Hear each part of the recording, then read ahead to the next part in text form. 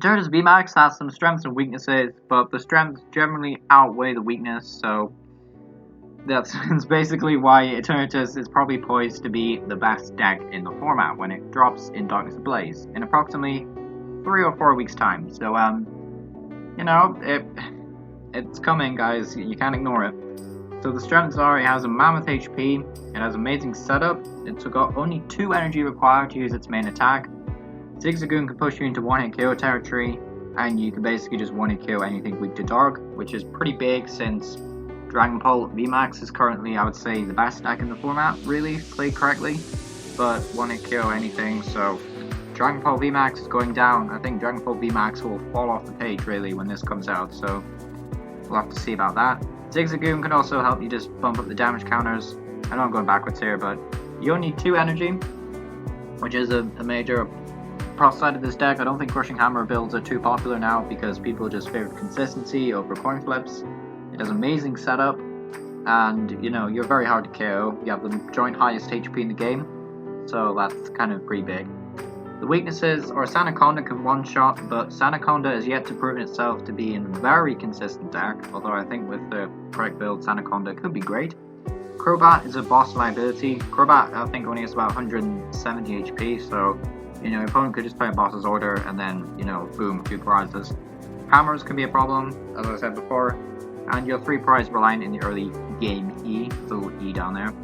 But basically, you don't have to worry about your 3 prize Eternatus in the other game if they knock it out, but hopefully it is fine. So going into the Pokemon here, we have 4 Eternatus V and 3 Eternatus Vmax.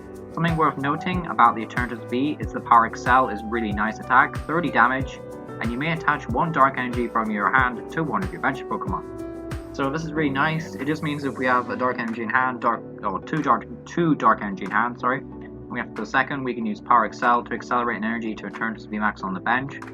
So we basically have a very flexible choice of then attaching the second one the following turn to either active Eternatus V or benched Eternatus V. Then we can just use Eternatus Vmax. So very, very good. So the reason why we have to play so many Pokemon is because of Eternatus Vmax attack Dread End, which does 30 damage times the number of your dark Pokemon in play. And we also have the Infinity Zone ability, which works if he's on the bench, which I did not know until recently, and I think that's incredible. It basically means that you can have up to 8 bench Pokemon. It is essentially a Skyfield, which is very strong. We have 4 Crobat with the Night Assessed ability. Night Asset. Sorry, I'm saying it all wrong. Night Asset ability.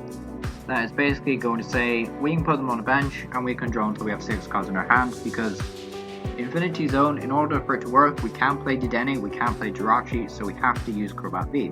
That's why we have 4 copies of Crobat V. We also have 3 copies of Spiritomb. I'm using the artwork that I made the other day, by the way, with Building Spite and Anguish Cry. So Building Spite, once in your turn, you may put a damage counter on Spiritomb, and then Anguish Cry does 30 more damage for each damage counter on its Pokemon. Although we don't have Rainbow Energy, I still think Spiritomb is a great card to use, and it's just a nice one-prizer attacker that can hit big numbers as well. So if Eternatus Vmax isn't quite there, we can obviously switch into a Spiritomb and hopefully finish them off. And we have 3 copies of Galarian Zigzagoon. It's just going to push like 270 to 280, or even as high as 300, 320 if we get lucky. So hopefully the plan is with this guy is that we could just sort of poke our opponent's death and combine it with Spiritomb as well, which is good. We also have 1 Hoopa with the Assault Gate attack, which means if we just switch into Hoopa, we can do 90 damage. Just easy, simple numbers. Not too reliant on Hoopa, only 1 copy, but you could in theory bump it up to 2, but I prefer sticking at 1. Moving on to the trainers, we have 4 Quick Ball and 2 Great Ball for our Poke Search options. Quick Ball just means we can hunt down Crobat V and have a fresh hand. It also means we just get everything we need, basically. 4 Switch, 4 Net. So Switch is mainly just to switch out things like Crobat V and Spiritomb in the active in the early game, as well as just, you know, pick up Zigzagoons and reuse them with Scoop Up Nets. And then 2 Energy Spinner, because we do not want to miss an energy attachment. This is a very big problem with this deck, is that you do need to hit an energy every single turn. Also, we have 2 Big Charm and 1 Reset Stamp. Reset Stamp is sort of our checkmate move that says, oh, if you knock out my Eternatus Vmax, I'll shrink your hand down to 3 cards. And then you can basically just douche them over after that. 2 big charm is just going to mean that our Eternatus Vmax has 370 HP. I've not seen any of the Eternatus lists so far play big charm, so I think it's a pretty good choice. You could also even play Tool Scrapper for your opponent's big charm, but I think big charm is just a good card, especially in this deck. Going on to the supporters, we have 4 Precious Research, 4 money, 2 Boss's Orders, and 2 Tears. So 4 money is just for the disruption really, and then 4 research is for the more aggressive early game, so we can hopefully draw into everything we need.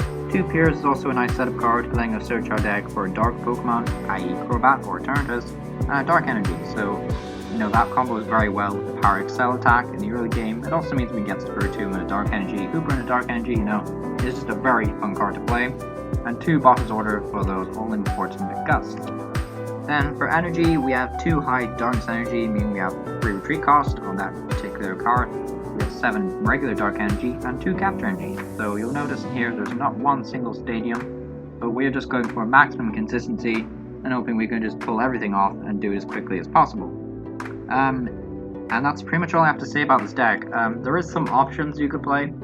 So these are the options I would like to very quickly skim over. This is technically the end of the video, so you can click away now if you want. But basically, Bird Keeper is switch your active Pokemon with one of your veg Pokemon, draw 3 cards, great. Rose just lets you accelerate 2 basic energy from your discard pile to one of your Pokemon VMAX, then you have to discard your hand, but there is Rose Tower, which lets you draw until you have 3 cards in your hand. But hopefully, in this particular deck, you shouldn't need it, because I don't think Energy Disruption is as prominent as it once was. We also have this Galarian Obstagoon, which is an option if you could squeeze in rare candies, which has the amazing ability Bad Ruler, which just says once in your turn, you can have your opponent shrink their hand down to 4 cards to work with. So it's basically just what Marnie does, but it does it for the opponent, and it's very annoying. Also 2 retreat costs, so you could pair with the Air Balloon as well if you really wanted to. So just overall, I think a really good card. And yeah, that's all I really have to say about Eternatus Vmax. I hope you all enjoyed today's deck profile, and I'll hope to see you next time. Thank you for watching.